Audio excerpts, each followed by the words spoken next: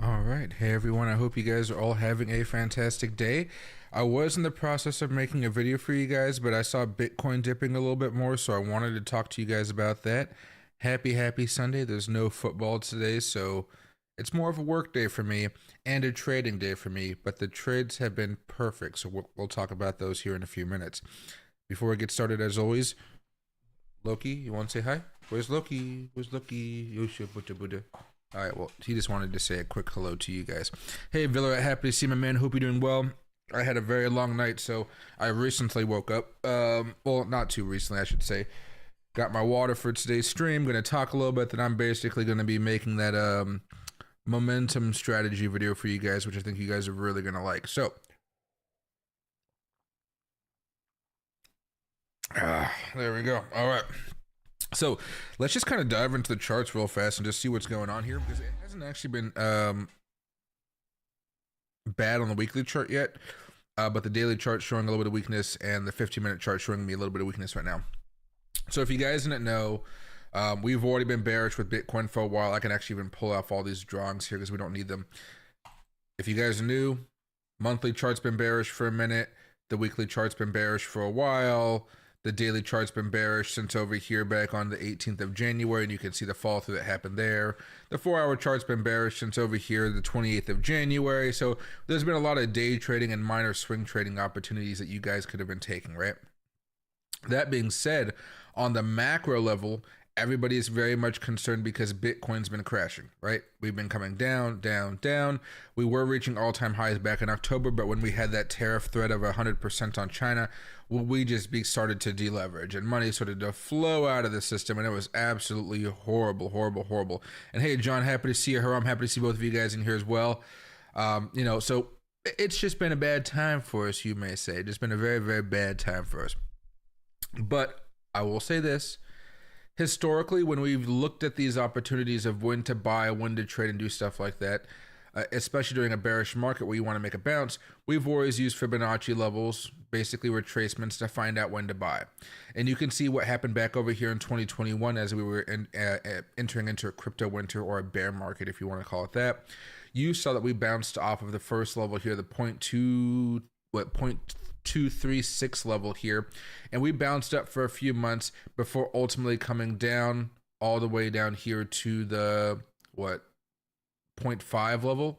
And if you wanted to go a little bit deeper in here and go to the daily charts, if we go all the way back in time, you'll see it wasn't that clean of just bouncing, right? So we came close over here. We had our first bounce of it off in February, way after our initial close call there. The second time we came into contact, we broke through. We did not bounce at all through the second level. That was primarily because we had, I believe, 2 or 3 cryptocurrency exchanges go down within a week. I believe this was like Celsius and Voyager and some of those. And so when that stuff happens, it's very difficult. And you saw we bounced around here at the same time. So if I go back to the weekly chart, it'll look a little bit different. Bounce, no bounce, bounce off of there. Then we went back off to the heavens. However, another way of looking at these charts is you can always go back to the fib retracement section and turn off fib levels based on log scale, which gives you guys a whole different viewpoint. And that one, if we were to go to the daily chart, you guys can see we're not always bouncing exactly off the lines, because sometimes we do dip down below them a little bit. But you can see we bounced off of this, went higher. It only lasted for about a week, and then we went down. Bounced off of this. If you guys were able to buy at support around 44,000, you had the opportunity to sell at $52,000, right? And of course, we kept on coming back down, bounced off of support again, right? Oh, and actually, when you look at it like this, we did, bounced off of this one here, came back up, you had an opportunity there, as long as you had your stop loss a little bit below that, bounced off it again. Again, these aren't monster moves. These are moves where you guys know you can day trade and do some minor swing trades for some profit. And of course, we bounced off of this one. So there has always been good opportunities for buying when everything is really bad. So you guys don't have to feel like you're being locked out of the market, right? That's why I always say, if you're going to be leverage trading right now, just do 2x, 3x, and if you feel comfortable, you can do 5, 10, and whatever. But for most of you guys don't have to do a crazy amount. And of course, we dipped down below this level. We were holding it quite fine, but then FTX happened, and that was kind of the the horrible time. That was the end of the bad times, you could say, because then after that, we consolidated and started to rally back up, and then we were off to the races again. However, when we look at this now, if I can scooch in here a little bit more, now we're no longer looking at the bear market that we had back in 2021 and 2022, right? Primarily 2022. Now we're looking at something completely different. Now we're using the Fibonacci levels that start off from November 1st, 2022 for the monthly charts, and they go all the way up to what we had previously in October. Then what we're going to do is we're going to add another one on here, and we're going to have it set for fib levels based on log scale. So we got one that's on log scale, one that's not. Hit, there we go. And these are your support levels for the bearish market. So far, if we were to go to the daily chart, let me zoom in a little bit without this damn crosshair. Let me get rid of all the momentum. We've had one bounce. We've had two bounce. We're currently on our third opportunity for a bounce here.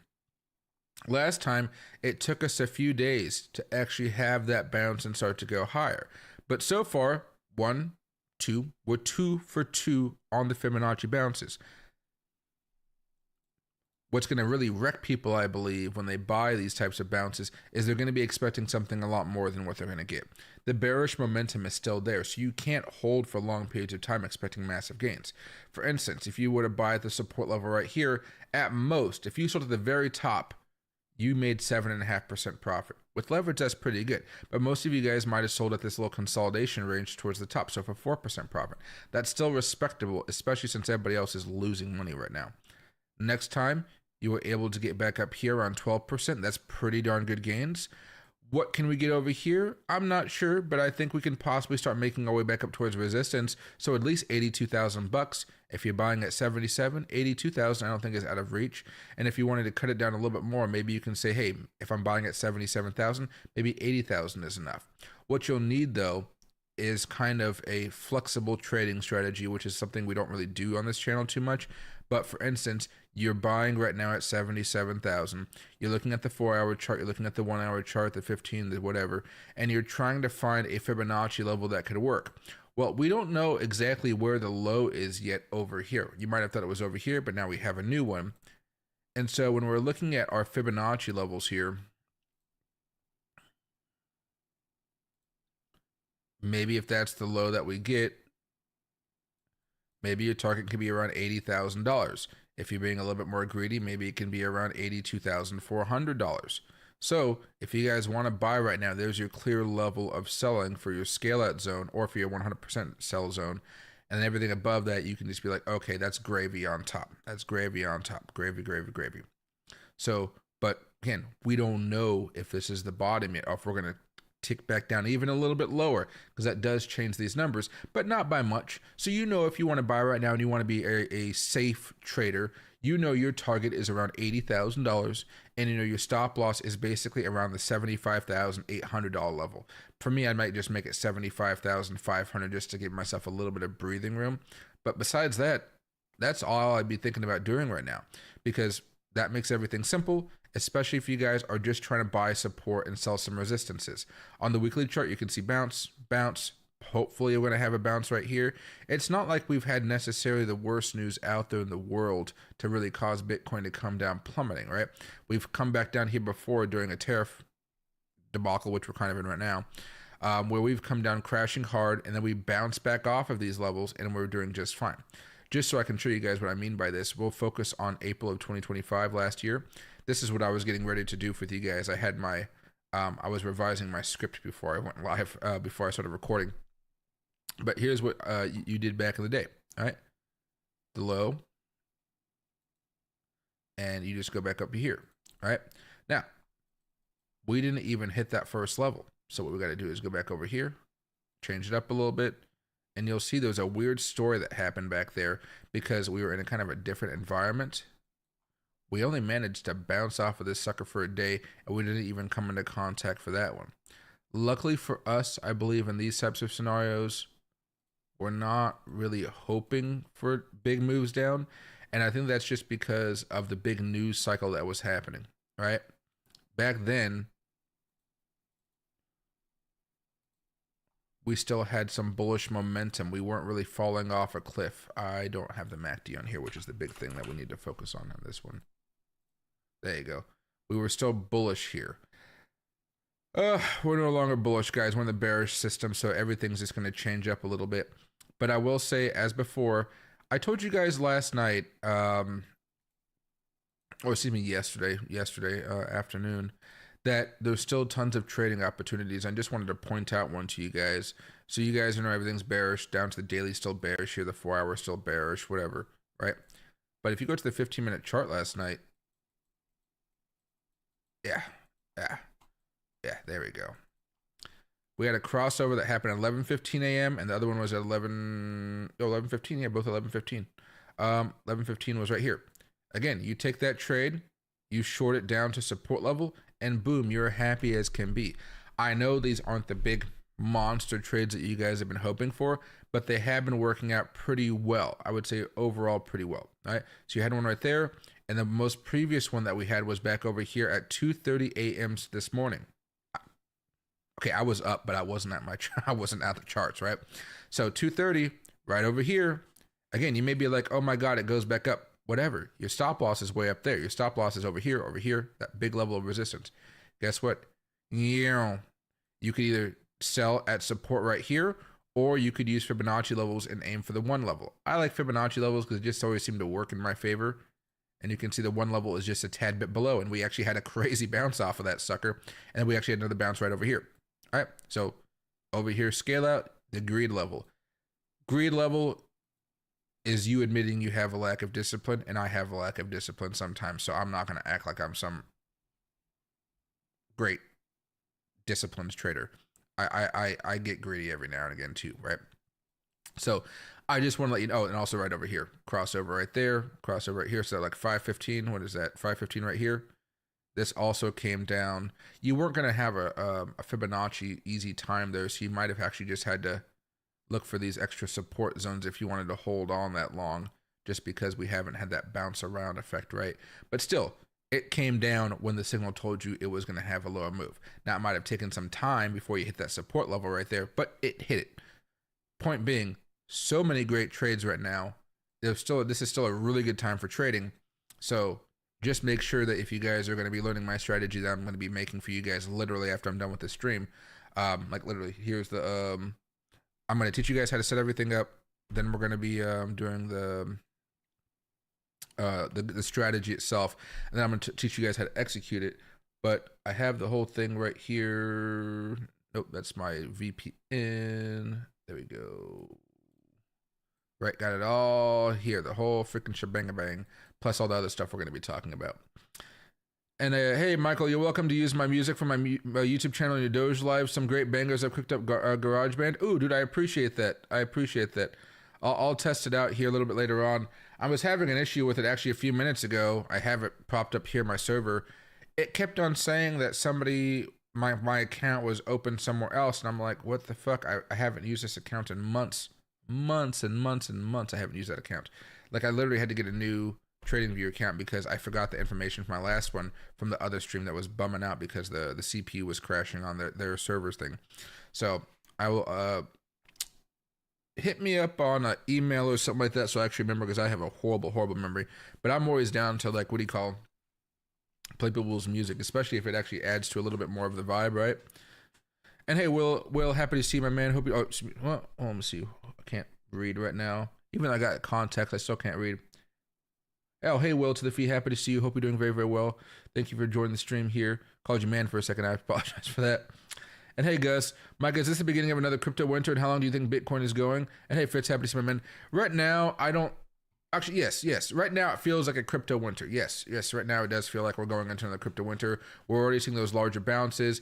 If you were to zoom out a little bit, we're seeing all of the bearish signs. First of all, we had the death cross over here. MACDs and all that type of stuff on the monthly charts have all turned bearish. And when all of them turn bearish, it's usually not a good time for the market. And what usually happens is you see a lot more weakness in the stochastic and the RSI before the MACD even flips. But by the time the MACD flips, it's, let me just lock these into freaking place here. There you go. By the time the MACD flips, it's pretty much there. But for me, it's always been the death crosses. I know it's a little bit cluttered now, but if I go over here to the weekly chart, you'll see that death cross right there. You know, nasty move that usually follows that. Nasty move that usually follows that. Nasty move that usually follows that. And I want to say, again, even though we were having the nasty move, we still bounced off the Fibonacci level. So that's the trades. So again, what you're looking for now is a lot of short-term trading, or not short-term trading, excuse me. You're looking to short a lot while trading. You're not really going long as much. The longs will come, sure, but like if you want a long in this bearish environment, you have to go over here to the 4-hour chart, get rid of the MACD, right? You have to look for an opportunity when the 4-hour chart was bullish, which was right over here at like 8 a.m. or excuse me, 8 p.m., right? And then you have to understand, because only the 4-hour chart is bullish, but the daily and the weekly and the monthly are bearish, you can't hold on for that long, and you can't be expecting massive profits. It's better to just wait for everything to go bearish again, because once everything goes bearish again, I mean, look at the drastic move. Once everything clicks and the momentum goes your way, or goes the way of the larger trends, boom, and you can see the volatility, boom. You know, though maybe where I might get excited is if maybe the 4-hour chart's bullish, and we're creeping up on daily moving averages, and I know we're about to break through and have a huge move. I'll probably put a larger position on Bitcoin and some smaller positions on Ethereum and Solana and stuff like that in order to make some money. That's kind of how I'd probably plan that out. But if you go back over here to the 15 minutes chart while all of that was happening, right, you can see how kind of choppy all of this was. So you have your first trade right here, crossover there, crossover here, one happened below the 50, right? So you're buying right here at 2:45 a.m., right? Your stop loss is either here, here, or here, depending on how crazy you want to be. These two stop losses survived. This one did not. And then, of course, if you bought right here, you saw a wave, and then it hit that first little order block that you guys had, or that we had, I should say, right? Right? And again, we got rejected from that same order block down the road, and we got rejected from right here, only to break above it a little bit later on, use it as support, then go higher. And then, of course, we came back down later on, and, you know, where we are right now. But my point being, another crossover happened right here and right here. This one had a crossover, but there was nothing around it at that time. This was still bearish. So crossover at 5 a.m. 5 a.m. Again, your stop loss could be here, which is kind of close, or here, or here. These ones survived. Again, you ran up to that level of resistance, or you sold right here at this first level of resistance. Back over here, another crossover happened right there at 9:30. This one happened at 9:45, so you're buying at 9:45. Boom, there we go. And again, you could buy right here, and you can sell once you're starting to hit that level, or because your stop loss is right here or right there, depending on how you want to do it. Actually, no, it's going to be right here because this is actually lower than that one right there. Ride the wave. You can either sell it over here, or you can try to sell it when you start to see a little bit of a reversal, right? Especially like maybe you see the crossovers are happening or something like that. Because by then you have, I mean, you have a little bit of a Fibonacci level here, a little bit, don't really stop you. Yeah, by then it was looking kind of useless. So you have a little bit there, but point being, if you have some discipline, which I know most of you guys do, right? You could buy and you see how the momentum carried it higher. After that, everything's above the 50s here, so we're not actually paying attention to any of that stuff going on. There's a crossover that happens right here where the trade did not work. I'm guessing by here there was something happening. Was the 1-hour chart? Not the 1-hour chart, was the 4-hour chart. What was it doing at that point? No, it was still bullish. That's just one of those things where the trade didn't end up working out. Oh, but I guess if you're looking at it like that, you're buying at a level of resistance. Okay, I can understand why that might not be the best thing to do. Yeah, but you get my point. So there's been great opportunities for trading over here. It's just been, as a whole, I think the community wants to see Bitcoin going higher. We're just not seeing that right now. You know what I mean? We're just not seeing it. The point I'm going to be trying to make to you guys as we kind of go through this is there's still plenty of money out there, and what's going to be great for you guys. I'll be making a few videos today I bought some new mics. I splurged back for more Rode mics. I told you guys my other ones broke because I never used them. I literally spent like another $100 and something on some Rode mics. How much did I spend on these fuckers? Rode wireless go to.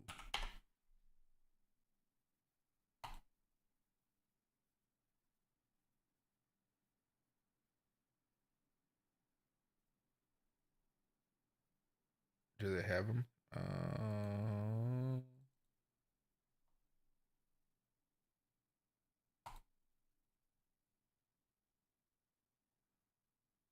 $184. Oh boy, oh boy, oh boy. They're charging right now, so I'm getting ready to have some fun with them.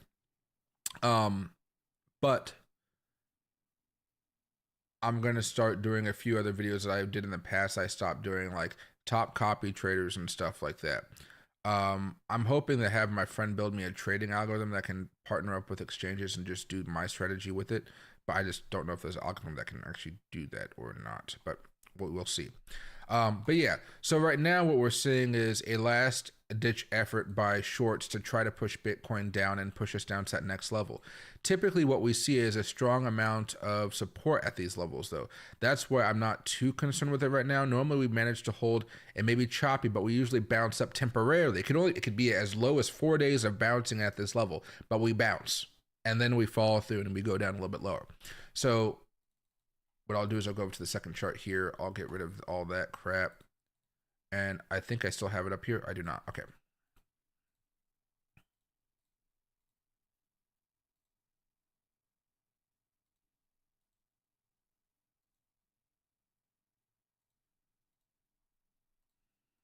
Okay, right. So you can tell we had some bounces and stuff like that, whatever. But if I go to replay and I go back to here, then I go over to the 15-minute chart and I hit auto. And we go all the way back to our first levels because when Bitcoin was at all-time highs, that's not it. We're still a few months too late. Okay, that's fine. That's fine. Whoa. Did I mess up? I probably messed up something. Damn it. Okay, hold on. Auto. Stretch. Okay.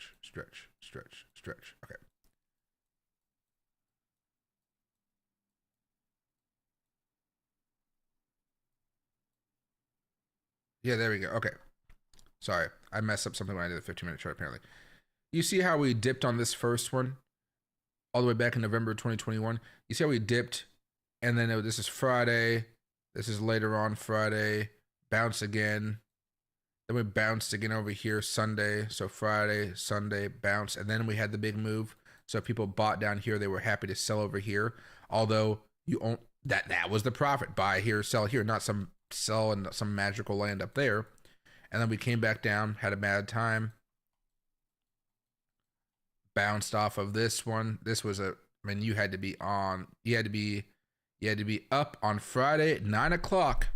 Not out with your friends, not at dinner with the wife. You had to be at your computer ready to buy because of how fast that happened. This whole thing happened in half an hour. Probably happened in about 15 minutes if we're being frank, right? So bounced over there and then it had the rally. So again, you could have bought around $44,000 and sold at 49, sold at 51, right? And then we consolidated for a while. There was plenty of day trades you could have been doing during that time, sure. And then, of course, we broke down below it. Next level of support, bounced off that sucker.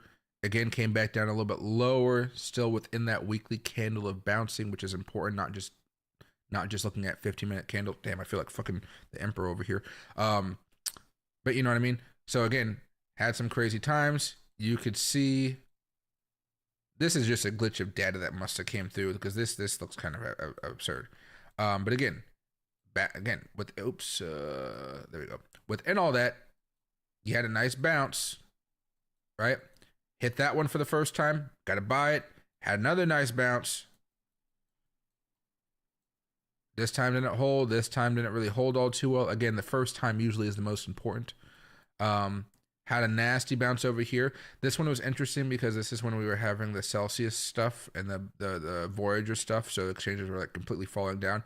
And even if you bought around here, you still managed to make some money back. I'm not even saying you bought the dip down here at 25,000. I'm saying you bought at the level right there at 28,736. Again, moved up a little bit, just maybe for your understanding. That move right there, not even to the high right here, that was a 6% move. You should be happy with that. Using 2x leverage, that's 12%. More than that, you might have got liquidated if you went down that low. So again, be very safe in these moments. We're not in the same exchange combobulation environment that we were in before, though. That's important for you guys to understand. Fell down again. This is the one. No, excuse me. This is not the Celsius one. This was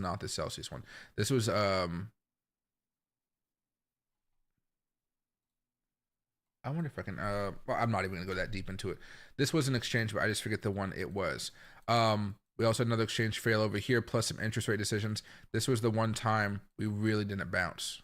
So if I were to zoom out a little bit, that was the one we didn't bounce. We bounced off of that one just fine, and then we went, and then FTX happened later on. But again, only one time we didn't do it. So you would have made a good profit there, and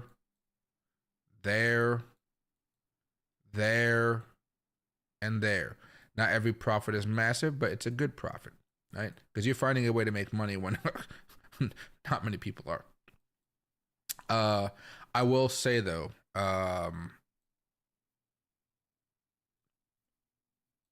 that one loss that you may have, don't think too much on it. I'm hoping that we're not even going to have that type of event because, again, we're not seeing exchanges drop like flies.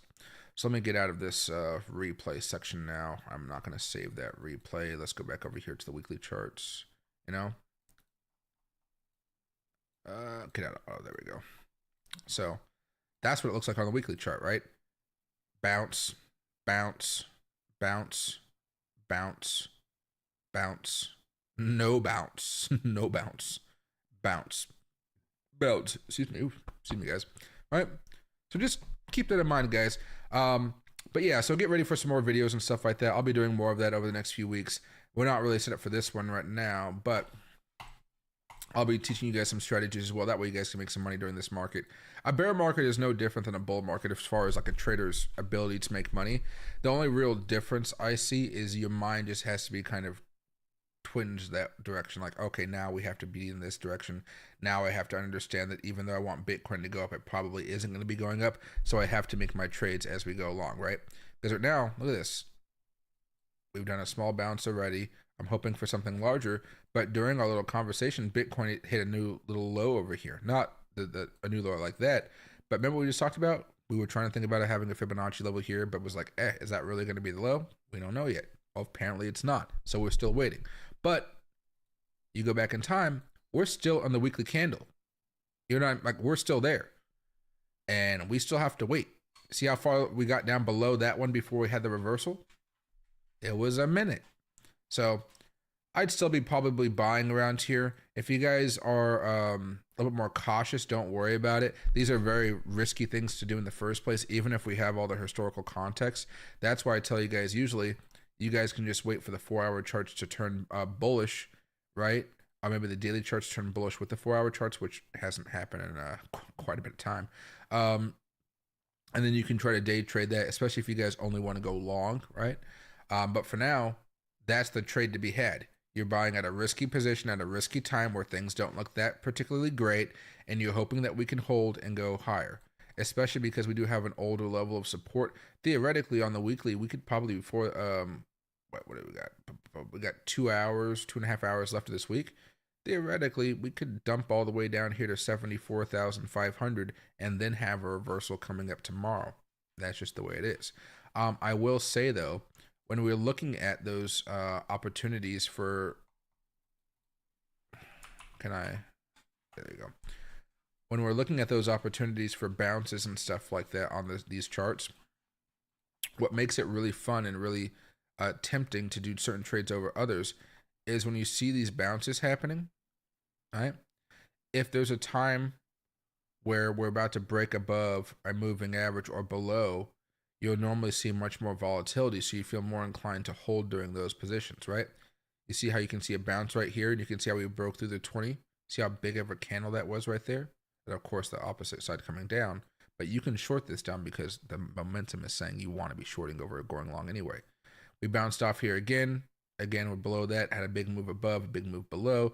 These ones I'm not trading as much because I like to only really buy that first support zone. The second one I'm usually doing day trades, like little short term, like 3 to 4 day holds. I'm not holding for a week plus. The one we're at right now, like today, is like a week plus type of hold. If if things work out. That's the if things work out. Back over here, you see how you could have bought over here. You could have just sold right there. That level of resistance could have been fine. And if you wanted to do a day trade during this time, right? Because that first one is pretty much done, unless you want to be a little bit more greedy, which is fine. You know, just be patient, have your stop losses, move those stop losses up. So if it goes up higher, you expect to go higher. Your stop losses around here, you bought around there. You're still selling at here when it comes dumping down, all right? Then from there, if I were to pull this up, you see how the momentum on the daily chart had shifted to being bullish as of the 25th right here, right? And you're even seeing a little bit of divergence happening from the lower lows and the higher highs and the higher lows over here. That divergence, okay, I can buy into it. So you see what's happening right there, and you see that crossover happens the 24th of May. Oh, that's the 25th of May, excuse me. There you go. 25th. No, it is the 25th. My bad. Then let's say you go over to the 4-hour chart all the way back then. And I know I'm getting really into the weeds here, but like, this is some cool shit. Okay. And you see how it got kind of choppy throughout all this, right? So you had a crossover right here. What was that? 9 o'clock. What was happening at 9? Oh, but right here we also had a bearish crossover, so that cancels it out. Okay, well, where's the next bullish crossover? That was a crossover right there, but that was still bearish. Crossover at 1 a.m., crossover at 5 a.m. Okay, so if you wanted to do a smaller swing trade, you had to wait for 5 a.m., but didn't that pay off, didn't it? You know, pretty well. And during that, you can also trade with the 15-minute chart because you have the daily on your side and you have the 4-hour on your side. Then you can unlock the 15 minutes to do your trades as well. The only difference is you're not holding for a very long time, again, because the freaking weekly charts are not on your side and the monthly charts are definitely not on your side. Okay, let's go back over here. But if any of you guys have any questions, please feel free to shoot. I'm only going to be doing this stream for a little bit today because I want to, well, first I want to see if we're going to be able to hold or not. Right now you can see we are trying to hold, but I want to do that tutorial for you guys so I can post it sometime this week. I was supposed to have it done yesterday, but I got busy on some day trading. So that kind of just like locked me in for a little bit longer than I thought. But my script is now complete. Everything's good to go. I got my PowerPoint ready for you guys.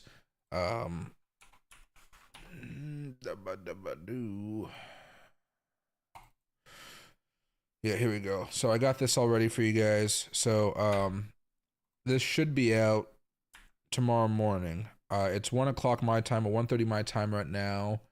I'm gonna work from around 2 o'clock to 7 o'clock on this, and then I suppose I'm gonna go to the bar and get myself a cigar.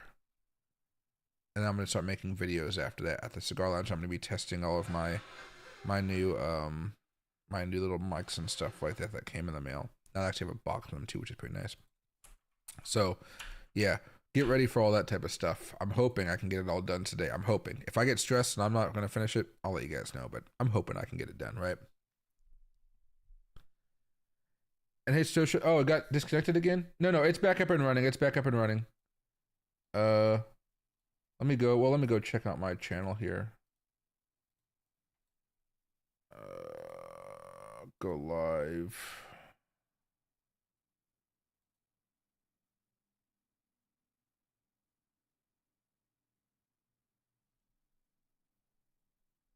Yeah, it's working out okay.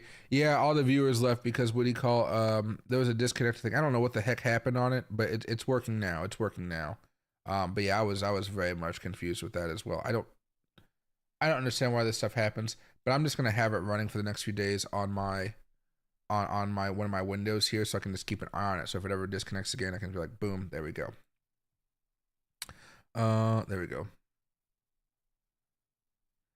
And hey Mo, will Michael Saylor need to sell if Bitcoin drops below 75K and cause a bigger drip? I mean, I don't know. I've heard so many levels in the past, and I'm not entirely sure what level he really is at. I would say that Ethereum is also a concern of mine because they just opened up that Ethereum ETF. Tom Lee did, and they did it towards the highs. Now again, we would have went higher if not for the threats of tariffs that we've been getting over the last like quarter or two. That's really what ticked Bitcoin over into a bear market. It wasn't like it was a natural occurring bear market. That's why it feels so weird to be pessimistic right now because Bitcoin has been trying to thrive. People are trying to build up confidence, right? The stock market's hitting all-time highs. My ExxonMobil's at all-time highs. I got a bunch of shit at all-time highs, right? And then crypto's just like, if I could make a fart sound, I would, right? But honestly, let me just ask ChatGPT that question because I don't know, and I'm hoping it can actually do with some thoughts on it.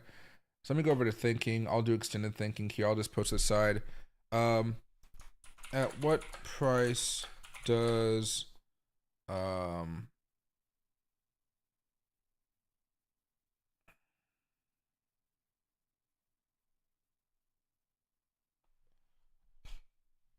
fuck is his company's name? I haven't talked about it in ages. MicroStrategy. Yeah, Jesus. Have to at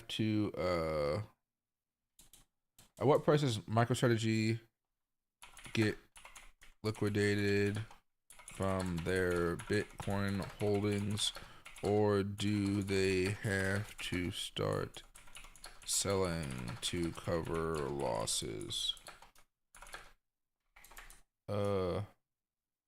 Yeah, let's just kind of see what they actually had to say right there. There's a bunch of scam streams on right now for Michael Saylor. If you type in Bitcoin live, I think there's just all Michael Saylor scam streams. Okay, Bitcoin's holding up again. See, there is a support level right here. What we just talked about, there's a lot of people that are trying to buy right now and hope for the best. Maybe I'd buy a little bit right now and just hold to see where it goes. But on the 5-minute charts, we're seeing a little bit of bullishness creep back up, which will give us a few minutes of leeway. The 15 minutes is about to creep up, so we should be looking close to a bottom here. How's the 1 hour looking? The 1 hour is still bearish, but we got some divergence happen. No, there's not divergence, just higher lows, higher lows. 4 hour chart. Bearish, but it's not terrible. It's not a terrible bearish. It's kind of like a, what are we doing bearish? Yeah, overall, I'm not too concerned about it. All right, but it's working through your MicroStrategy question right there. It's melting. I'm on a short. What can be done? Well,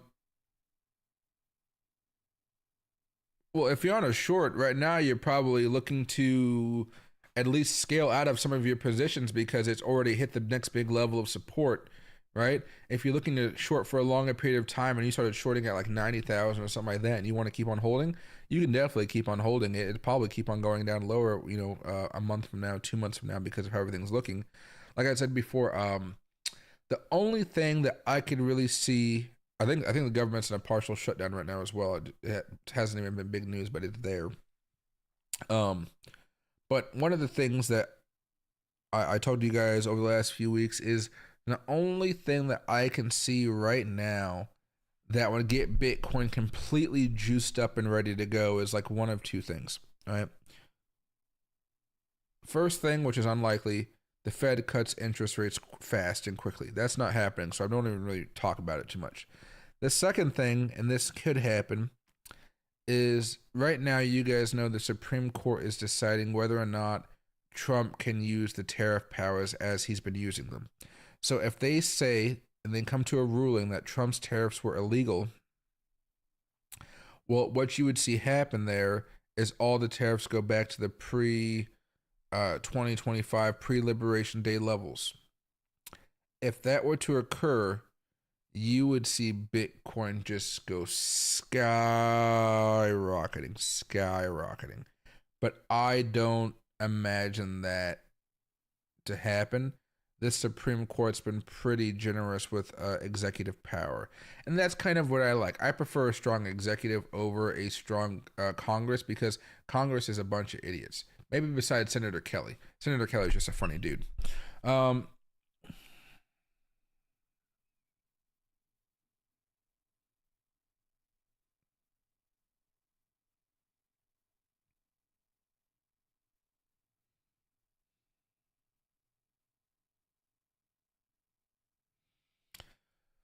So it says that it won't get liquidated. Basically, what would have to happen? Do they have to sell Bitcoin to cover losses, not for accounting losses? It says the real pressure point is cash obligations, not a Bitcoin price.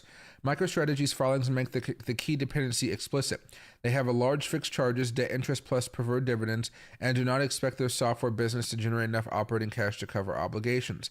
They intend to meet obligations using proceedings from equity or debt financing. A significant decline in Bitcoin's market value can reduce their ability to raise that financing, which can create a liquidity risk and, in worst case, force Bitcoin sales. Concrete numbers from their September 30th, 2025 disclosure: outstanding indebtedness around $8.24 billion, annual contract interest expense around $36.8 million, preferred stock notion value around $6.59 billion, with stage aggregate annual regular dividends of around $638 million. So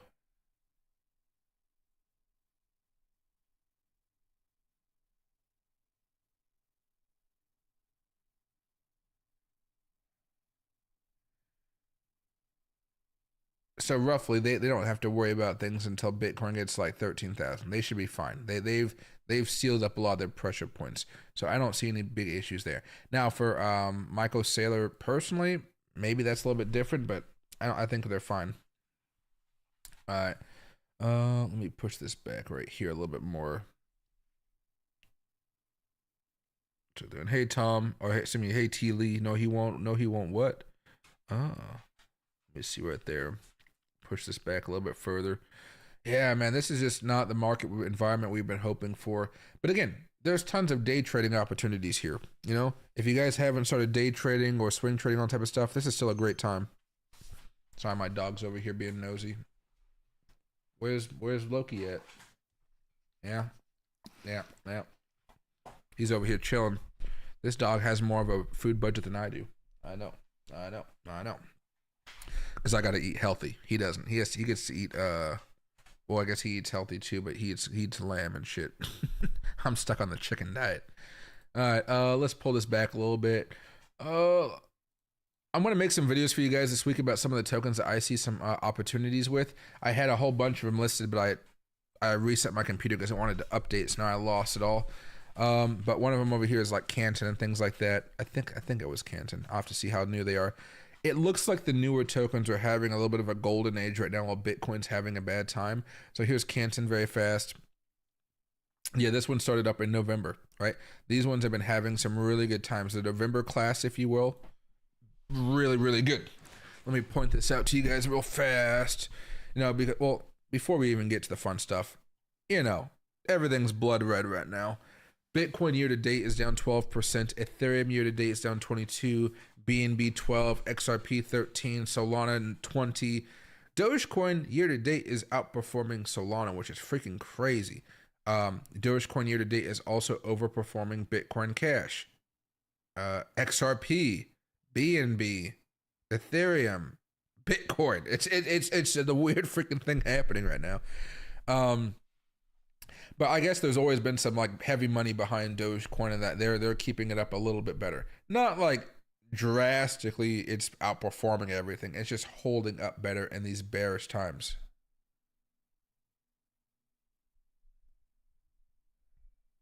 He said they have the capital to continue paying shareholder dividends even if Bitcoin falls to 10K or something. Man, if Bitcoin ever falls down to 10K, I don't know how many more people would be holding MicroStrategy. MicroStrategy would be just, oh, that'd be a rough time. That'd be a really rough time. Yeah, that'd be a rough time. But yeah, guys, I'm going to be making some videos for you guys, but just so you guys know what some of these videos are going to be about, it's going to be about that November, December class of tokens that just came out, maybe even October, and they seem to be holding up pretty well. Canton is one of them. You just have to look for them to have some green from like the last 7 days on, even if the last 24 hours have been kind of bad. That's gold. That's another good thing though. That's Ripple USD. We're not doing that one.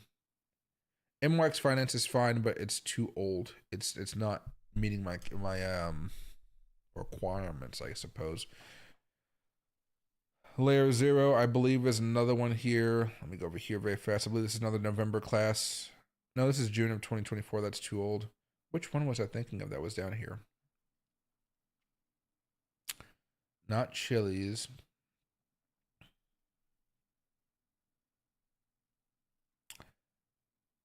Stable is one. Yeah, it's up 75% year to date. Yeah, this one is a December class, right? So they seem to be having a little bit of fun right now. And even if you don't want to buy and hold them for a long period of time, because of course Bitcoin's going through its drama, you may say, I will say, they are great for day trading. Next up is Sentient. I want to make a video about this one really bad, just because it's AI. But again, this was started up just a few weeks ago, right? 264 million market cap. It's down 15% today, right? So it's a different type of thing, and not just buying and holding unless you really want to. But every day it's getting on more exchanges, which I think opens up more liquidity for it, which is going to be pretty nice. And I believe the other one was actually Sentient.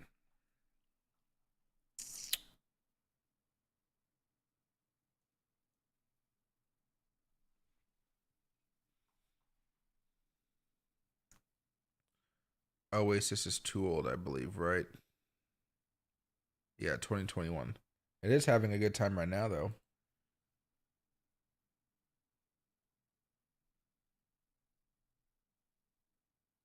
Iris, that's the other one. So they're Iris and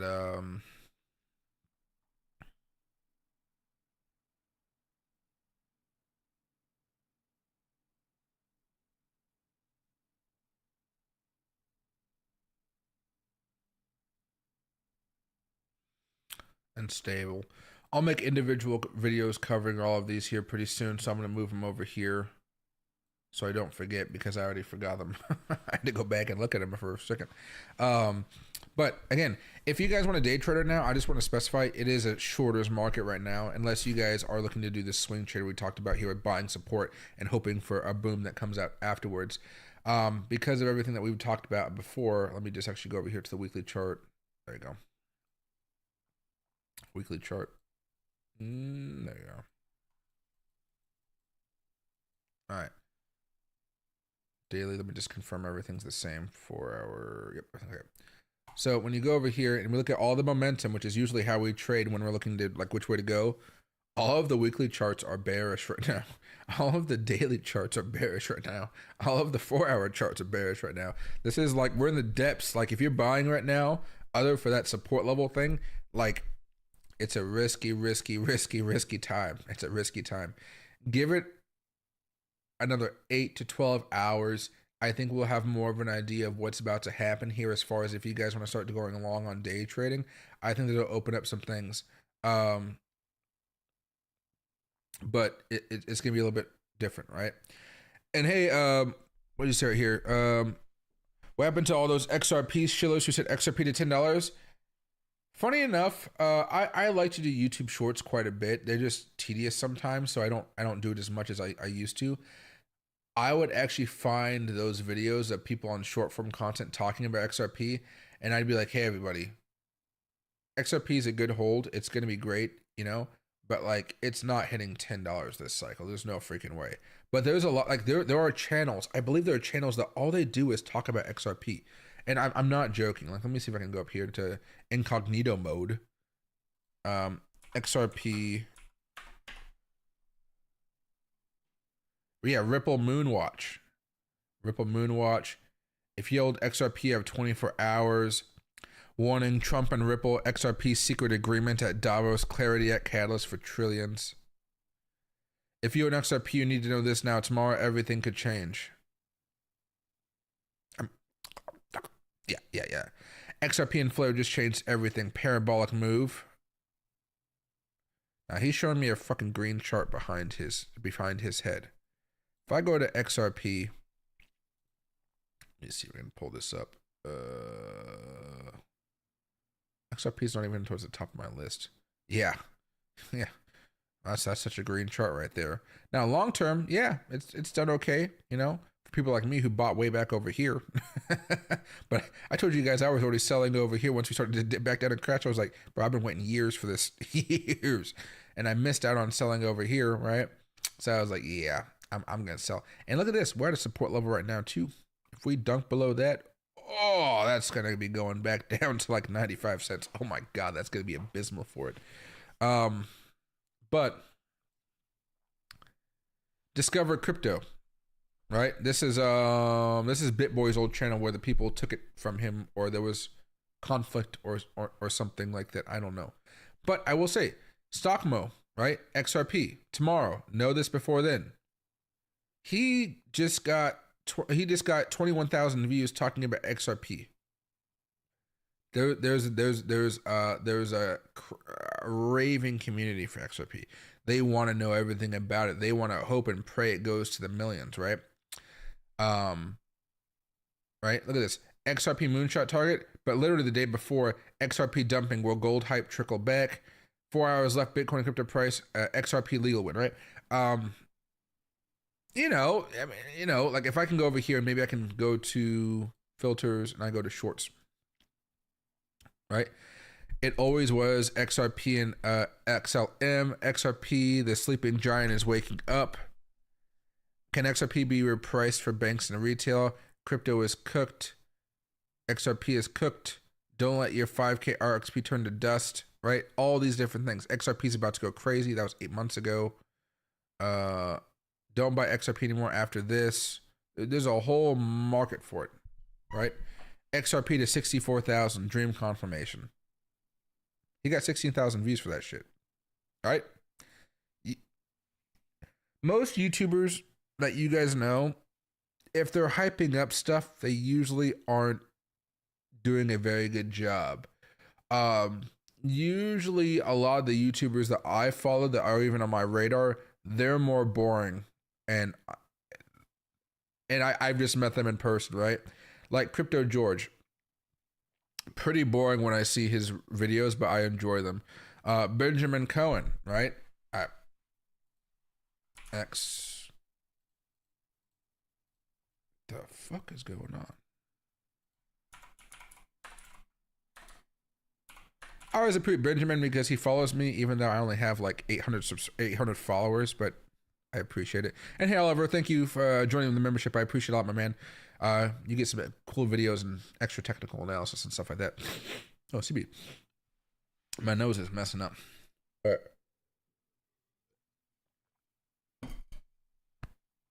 He's a cool guy. Like literally, I don't use my X account for much, so I only have like 800, 900 followers.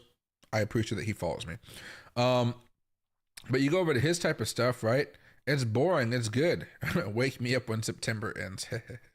Oh, he doesn't have his videos on here. They're on YouTube. I don't want to show him. But what do you call? Oh, I must have clicked on this multiple times. I like those boring creators. I don't like hype creators. I'm not good at hyping though. Like there are people that are decent at it. But the value is more entertainment than it is education. That's why, you know, my tutorials when I do my stuff, like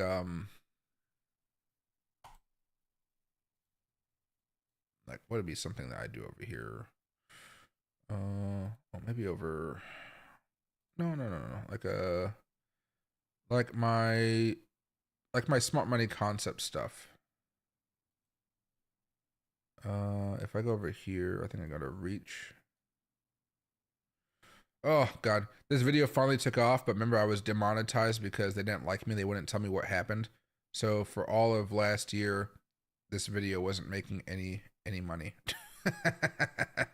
At least my channel can make money now. But over here, this video was a half an hour long, right? People usually only watch for about 6.5 minutes. Now, this is for all tutorial channels, not just mine. I have a bunch of friends in the space that do tutorials. But yeah, it's absolutely just crazy.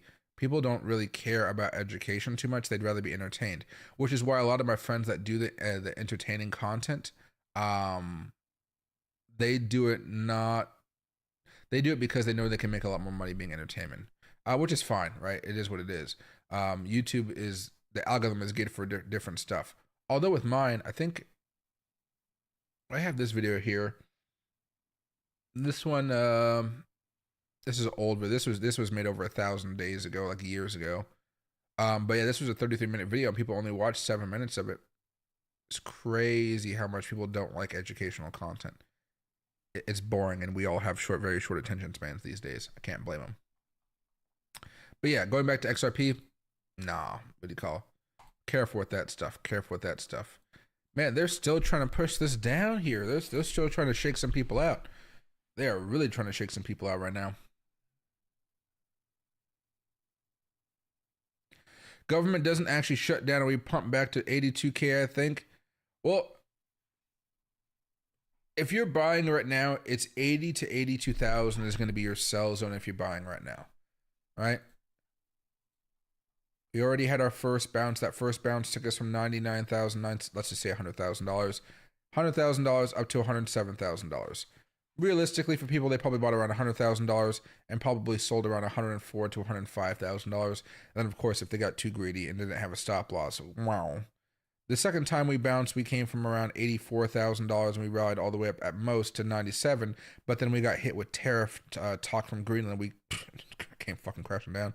But realistically, most people probably bought around $83,500, and they probably started to sell around $90,000, even though it went up close to 97. You know, but again, within all that, you can do your day trades and stuff like that. We're hitting our next level right now, and again, we've had some really bad times where we dip down below these levels for multiple days, right? So right now, it's just like, you know, are we going to hold? What's going to happen? Is it fun? I think it is. Yeah, that's the way I'm thinking about it right now. What's the best order limits to buy XRP and Doge, such as going down some more? Don't time those things off of their own technicals right now. Time them off of Bitcoin's technicals right now. So as Bitcoin's at a big level of support, and if you want to buy Dogecoin or you want to buy XRP based off of those, if you want to do like a swing trade type of thing here, you can buy right now and hope for the best if Bitcoin can bounce like it's done the last two out of two times, right? But if you're asking me, hey, where should I buy XRP and Doge, right? Down the line, whenever Bitcoin really starts to bottom out on this bearish market, one of the things that I've always enjoyed doing. So let's say we're kind of looking at this right now, right? You guys know that I like to buy and dollar cost average Bitcoin once we start breaking down below the 150 simple moving average, which in this example will be the purple line. Usually, once we're below that line, it's a usually good opportunity to start buying up assets, right? Well, we're getting pretty close to it right now. You know, last time we had a little bit of a bounce off of it. It coincided with the Fibonacci level, but focus on the Fibs, not this. Once we start getting below that, I'll start to dollar cost average if that's what you want to do for Dogecoin and whatnot. But we go back over here. Bitcoin are in the 50s. If we get down there, that's probably where I would start to buy. But if you want to, so let me make up a strategy on the spot for this one. I would probably have a two-pronged approach that would have two buying levels just to protect yourself a little bit more. The first buying level would be you hitting a level of support around like, you know, this $58,000 mark. If Bitcoin comes in this zone, anywhere really in this zone, you can start to dollar cost average it, all right? And or one big purchase, whatever. But you're buying in that zone, basically. The second way I'd probably think about it is if we go back in time a little bit and you see when Bitcoin got back to being bullish, right? The stochastic and the RSI got bullish back over here February 1st, February basically, yeah, February of 2023. Which was right here, not the bottom, but close, you know. In the scheme of things, it's a pretty good place to be buying, right?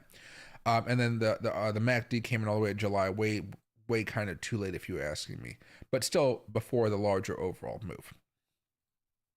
So February 2023.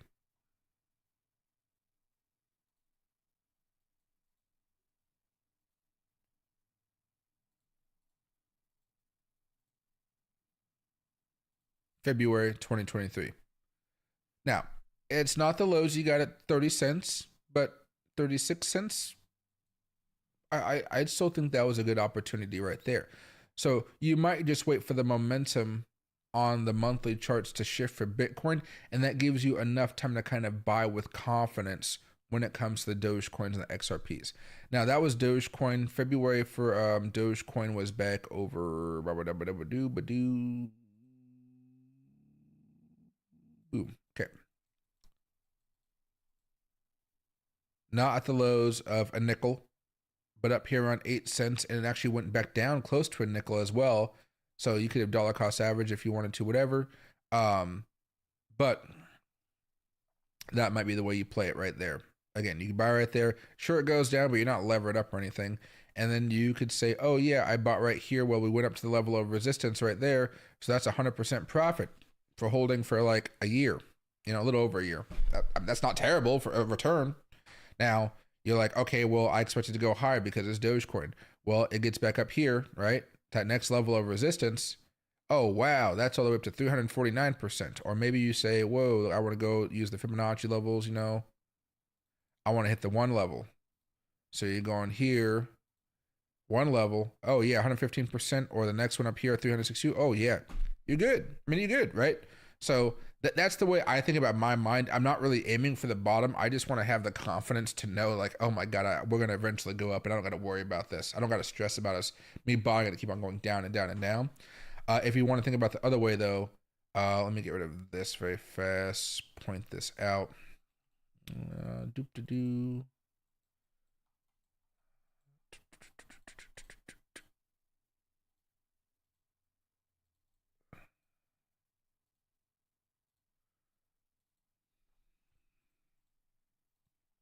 All right.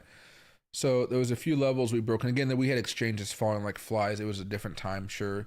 But you saw how we fell back all the way down here.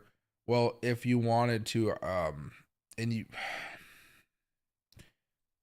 this was a reasonable bottom just because of what we had seen happen in the past before FTX took us down to the next level. And just like over here, well, it really depends. You got a reasonable support level down here and the high 40s plus some of the Fibonacci levels we see over there, but these aren't the same Fibonacci levels, so we'll skip it for now. You can try to buy based off of these support levels, but really, if we're hitting these support levels and the monthly charts are still like screaming bearishness, and the weekly charts are screaming bearishness, and they're not really giving you guys too much of a good signal,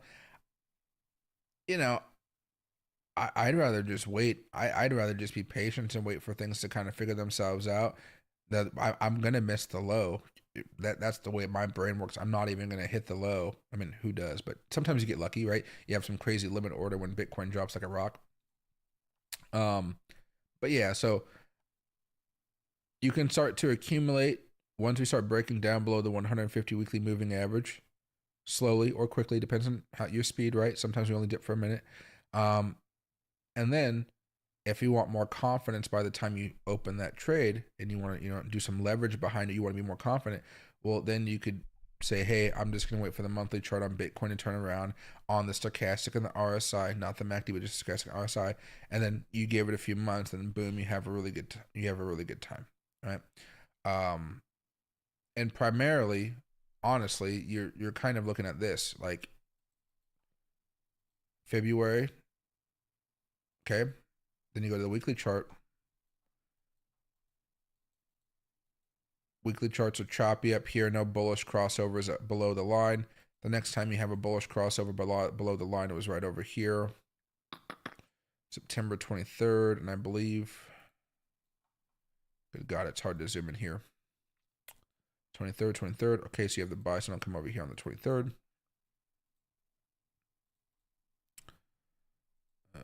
Auto. Okay. So, you buy your XRP over here, and then XRP is about to move because Bitcoin's about to move. So you do a massive swing trade, and therefore you're able to do that again. So that's the 25th of September 2023. You pull this out and you go to Dogecoin 25th, 2023.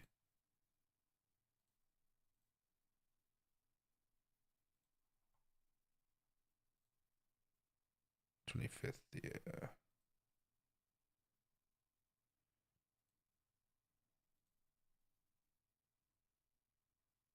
There you go.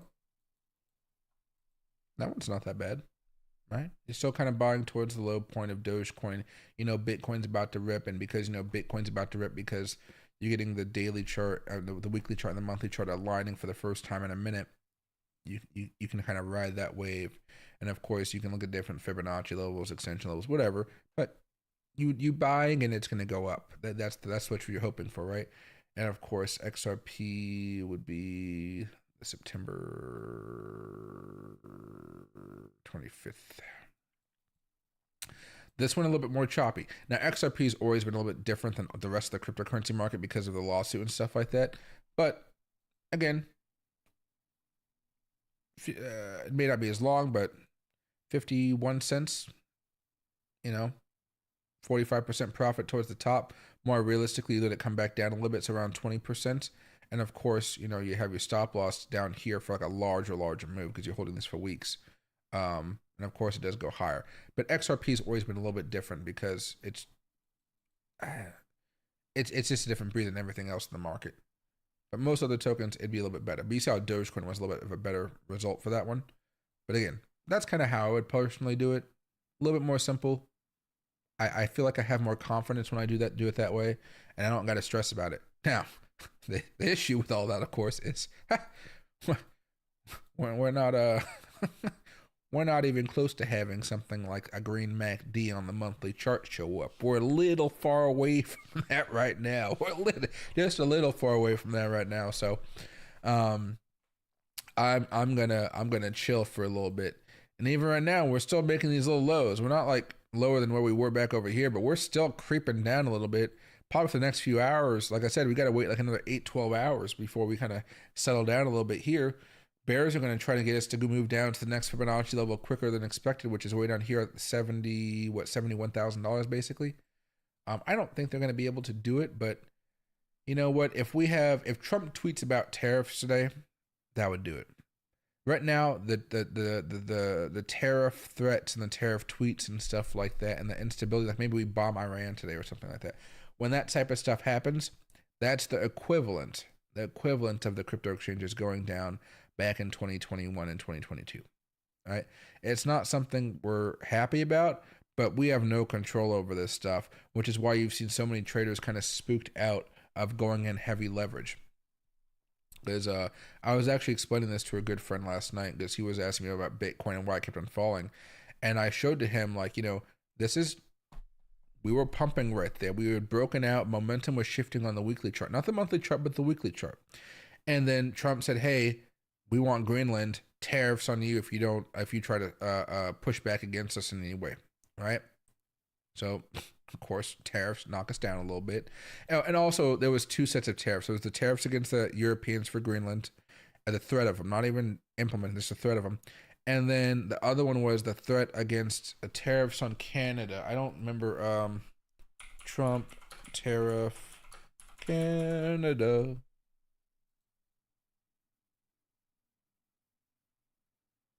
Well, shit, this was just 2 days ago. Trump threatens Canada with 50% tariff on aircraft sold in U.S., expanding trade war. Trump says U.S. will decertify Canadian-made planes, threatens 50% tariff.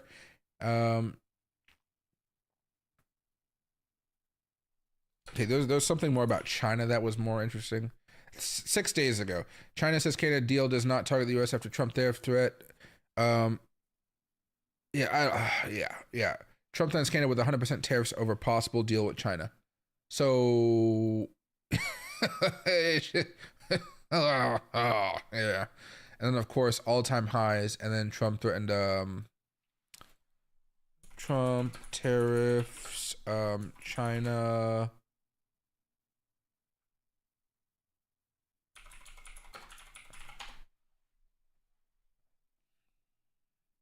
In October, what is that? October, excuse me.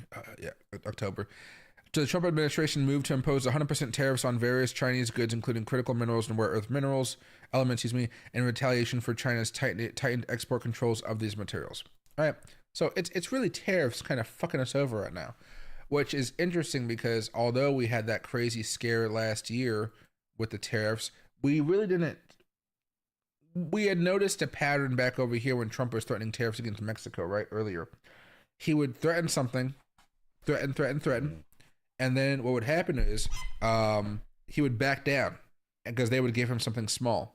He would like go bombastic to get something very, very small. However, it still had the impact. So when he did the final Liberation Day tariff stuff, sorry, my dog is right here, like resting up on me, trying to get pets and stuff like that. Yeah, I know. Point being, tariffs are fucking everything up, right? The only good thing we had rolling for us over here is when we had the tariff threats, we still had bullish momentum. You know, look at this. We were rocking and rolling. Look at that MACD. It's still good, right? So, you know, it is what it is, guys. There's no fighting it. Right now, it's more like today's question: can we hold the Fibonacci level? And can we ever bounce? We had a small bounce over here. Wasn't that much. Right? Yeah, that's basically it. Can we hold that? Can we hold that level? Wait, why does it keep on changing like that? There you go. Yeah, this was longer than a few minutes. I don't know. Oh, okay, I see what was going on. I just didn't back up far enough, and I guess I don't want to back up far enough. Yeah. This wasn't the first time we hit that level. It was like the fourth or something. See, we hit it way back over here. That was the bounce. Yeah, okay. Sorry about that. My brain was off for a second. And right now, same type of thing. We're playing around down here. Again, you can see how much further lower we get. We can do the same thing over here. And then can we come back up? Your buy zone is right now. You may go down a little bit, but history says we're going to be bouncing off here, even if it's just for a little bit, right? The burnt peanut got the memo on entertaining. Yeah, right. Yeah, that I haven't seen the burnt peanut in a minute too. Hey, Luxor, happy to see my man. And no worries, Fritz, happy to help you out, my man. Are we expecting 59K for a consolidation level, maybe? Not for a while. Not for a while, no. I mean, Bitcoin usually takes levels to go down. You know, if you see how long it took us to go from the all-time highs to lows over here, that was about a year of going down. Now, this wasn't a full bull market, but that took for COVID 259 days. And again, COVID. Over here, this one took about 364 days, a little over a year.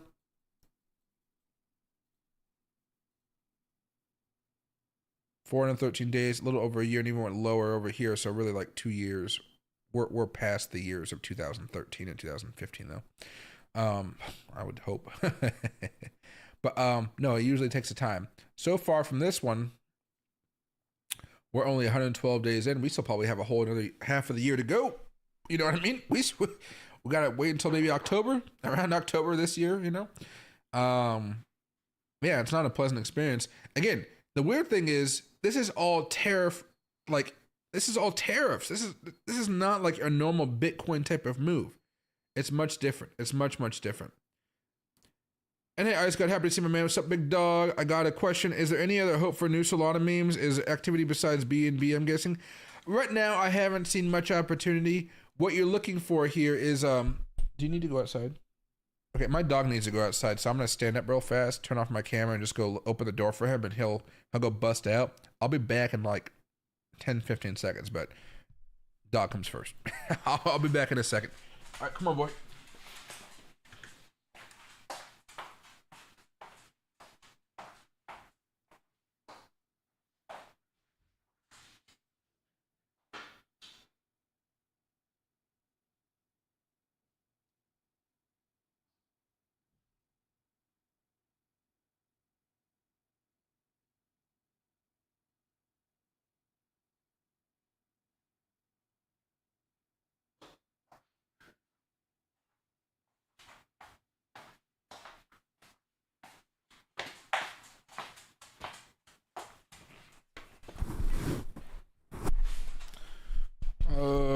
Alrighty. There we go. Okay. So, sorry about that. If you want to hop into a coin that has the potential to rise even while Bitcoin is falling, it's very difficult right now. You're really only going to have a handful of tokens that are reasonable. If you go outside of that handful, or maybe two handfuls, you're risking it. It's super high risk. you're getting into those really tiny market caps of like sub $100 million. They're really tiny.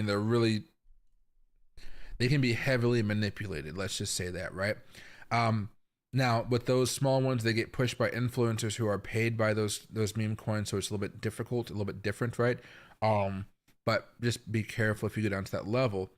But as we were talking about earlier, there's only a few that have actually been having some good ones.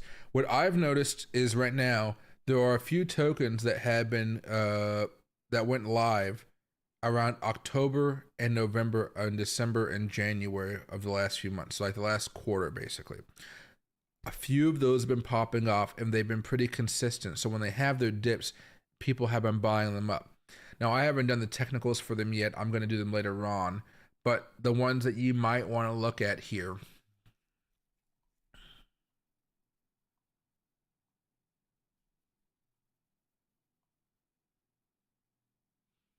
is Stable. Is one. It's up 75% year to date.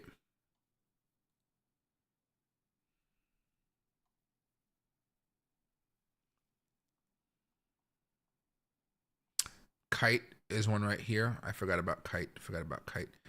Yeah, back in November. Move that over here to my list. Kite is one.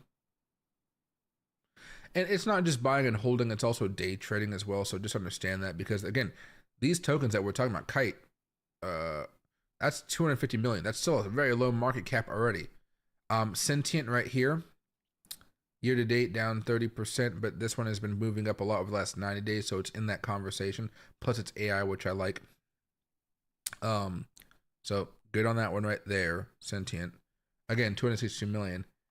And then you have stuff like that's too old of a token. Iris right here, $100 million market cap, right? High risk stuff we're dealing with. But there's only that. I mean, it's really that. Since everything has been falling down, right? You know, rain could be it. Wait a second. That market cap is off a touch.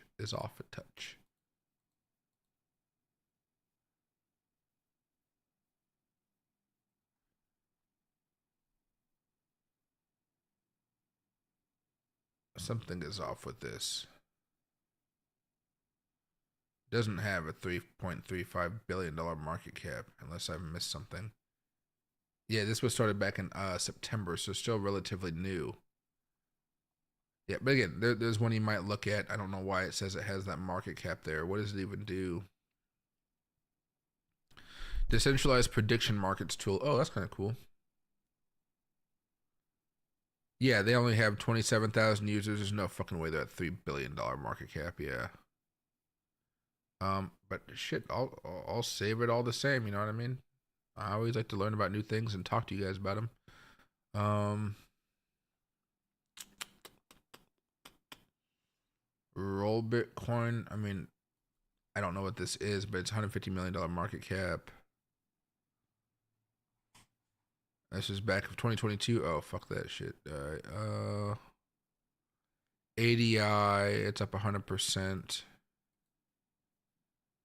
December 2025, market cap of 121, around $2.50 here, 2.3.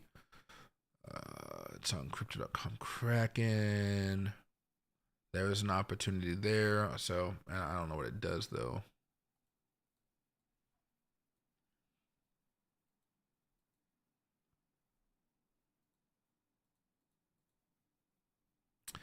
The blockchain for real world impact.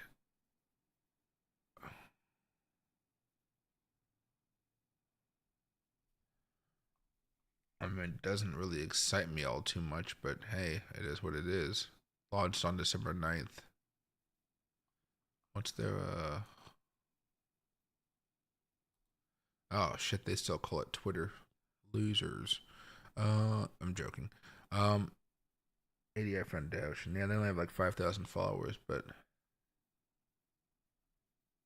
wait, so they got ADI Foundation, they got ADI Chain. They have 34,000, okay. So it's the first institutional L2 for stablecoins in RWA and MENA, trusted by governments, built to bring emerging. Okay. They might have some government people in there, which could be pretty cool. Stargate Finance, I believe that one's a little bit old. For Venice token, nah. Solana Mobile Seeker, maybe if you're looking for Solana, maybe that's your best bet. Started up just like a week ago, right? Already at 93 million. Slowly dying down. You just got to make sure the developers aren't selling off and kind of using you as exit liquidity. But there's an opportunity there, I would say. I'm probably not going to cover that one though. The name just sounds horrible. But yeah, there you go. Push this back over to the 5. And there we go. A little muscle coming up on Bitcoin here. There you go. Let's see if they can figure this shit out here. Loki's a very good boy, Lisa. Very, very good boy. He's been doing very, very well the last few days. He's also been eating up a storm though. I've been doing that chicken diet I told you about, like a little bit of avocado oil sprayed on some chicken, like a couple squirts of it, season that shit out of that thing, toss in the air fryer. Ooh, literally what I'm gonna make after this with some freshly chopped vegetables. Be delicious. Or I'm gonna get Indian food, but I don't think I want to get Indian food today. Nah. Bitcoin's hauling though. Like I said, you know, you just gotta have some faith that this is gonna bounce. It always sucks buying the bottom, which is why I don't usually like talk to people about it, because it just sucks. Nobody really wants to buy the bottom because they're always like, is it gonna keep on going down? Is it gonna keep on going down? I don't know. Or they do something crazy and they buy the bottom with like 40x leverage and it dips down just enough to squeeze you out before shooting back up. You know what I mean? It's the crazy times.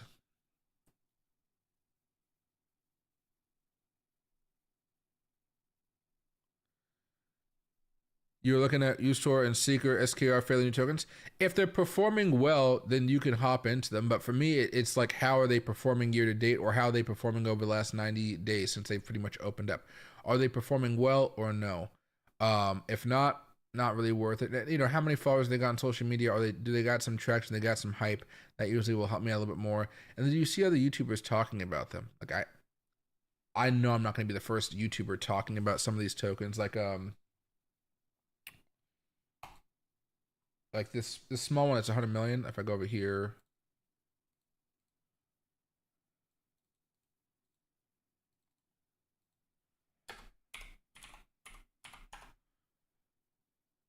two months ago, 10x profits incoming, right? A month ago, explained. I mean, yeah. I mean, you can see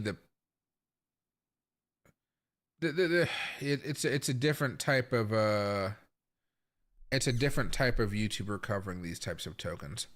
But you know, it's fine. I mean, let them do what they're gonna do. You know what I mean? There's not really many things. This one guy's pumping it up as much as he can. Oh, this is his clip channel. Oh, there it is. His main channel. Here you go. He hasn't posted in 2 months. This is all the videos he had? Oh, 2 months ago?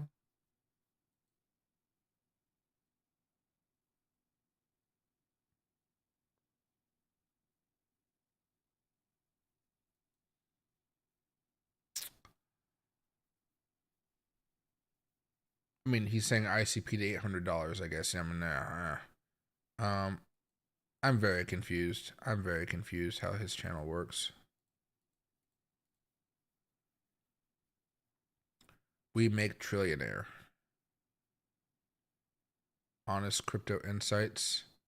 This guy's posting more videos. Best coins to buy in crypto crash of 2026.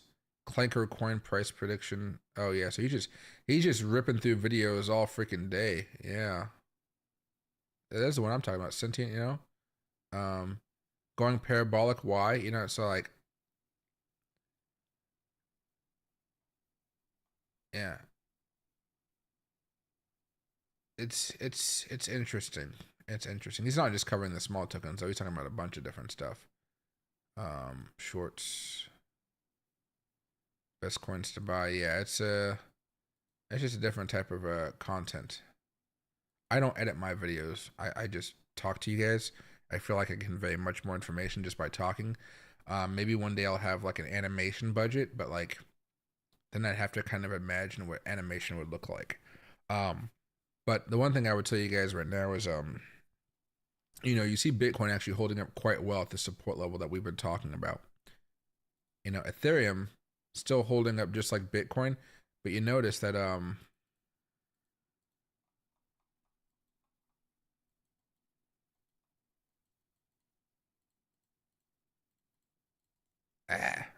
here's Bitcoin, here's Ethereum's Fibonacci levels. Like Ethereum's already come down a shit ton. Daily chart. See how that like it's not as accurate as like Bitcoin's. So I just trust Bitcoin because as Bitcoin goes, Ethereum goes. So that's why I always tell you guys like, hey, if you guys know where Bitcoin goes, you guys kind of know where everything else is going for the most part. That's why when you look at my what strategy did I put up a while ago?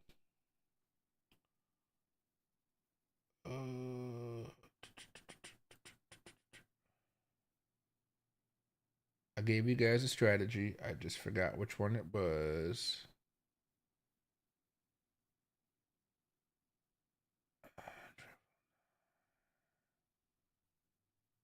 Was it last September?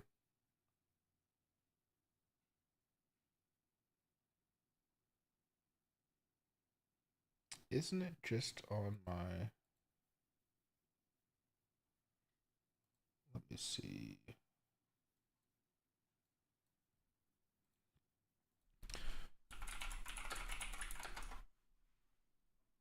Oh, I've overtaken the Nazi, everybody. I've overtaken the Nazis.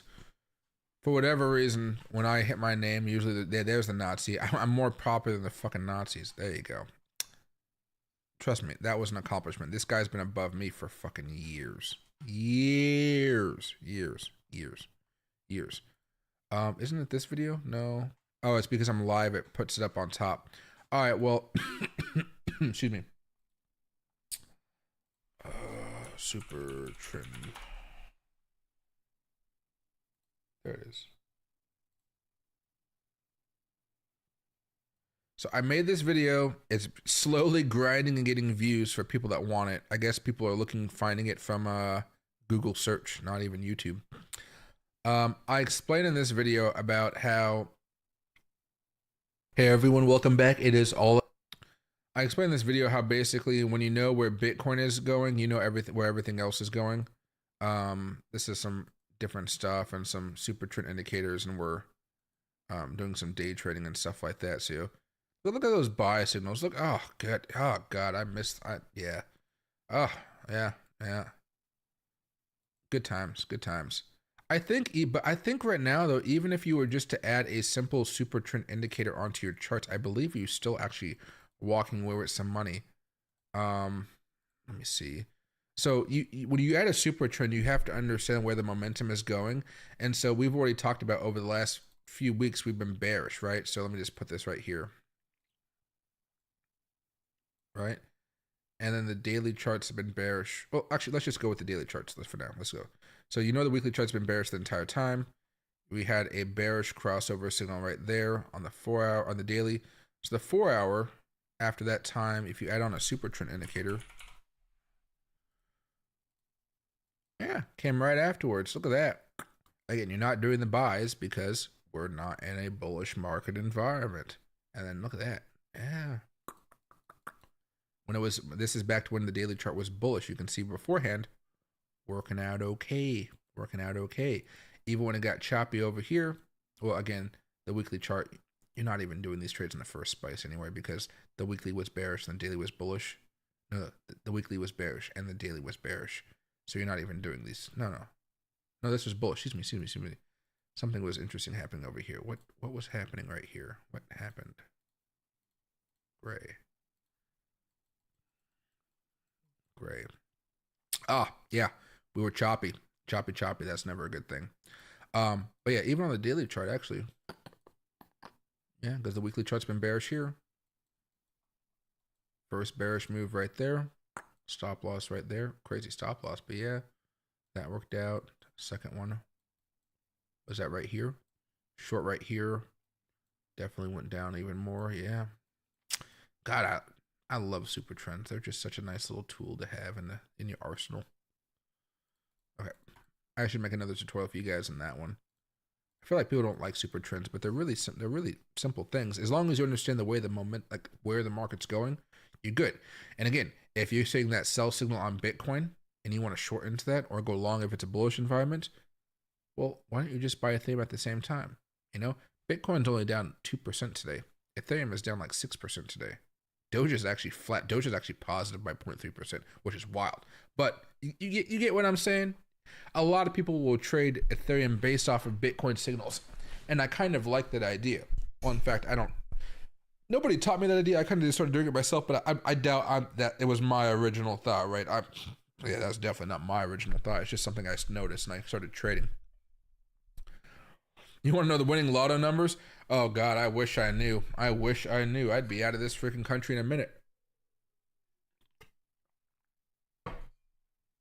I'd be traveling the world in a private jet. Get myself a personalized butler for my dog. I don't need a butler, but my dog would love a butler. Belly rubs for days. Seeker's a good price at the moment. I'll definitely have to make a video on it if it's one of those more recent ones like you were talking about. River, a good buy? I mean, it looked okay, but like again, only in terms of a bounce off of where Bitcoin is trying to go right now. I'm not really going too far into a lot of different trades right now. Outside of looking at the Bitcoin technicals, looking at Bitcoin wanting to bounce from here, it would be playing on that bounce. Because remember, right now it's Sunday, right?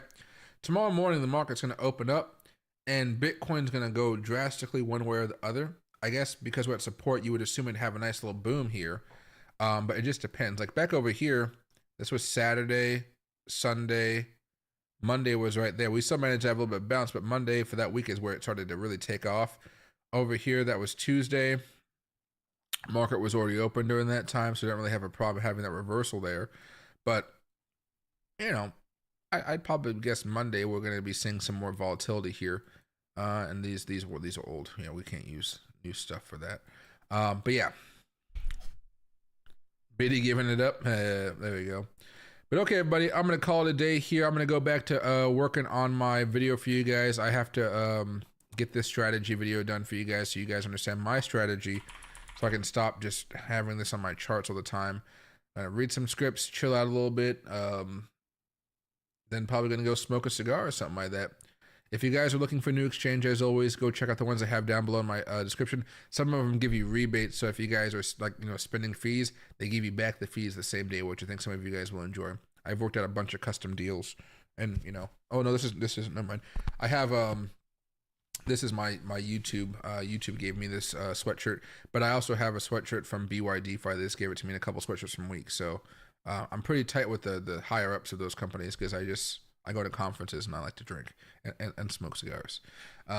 So I got some really cool stuff for you guys in the description if you guys want to find a new exchange. Excuse me. So hopefully you guys all have a good rest of your day. I'll pop you guys on my 24/7 crypto trading stream. And guys, relax. It's it's a crazy day, I know, but we should be okay here as long as we can hold up to the support, which I think we should be able to, unless there's a crazy tweet about us bombing Iran or something like that.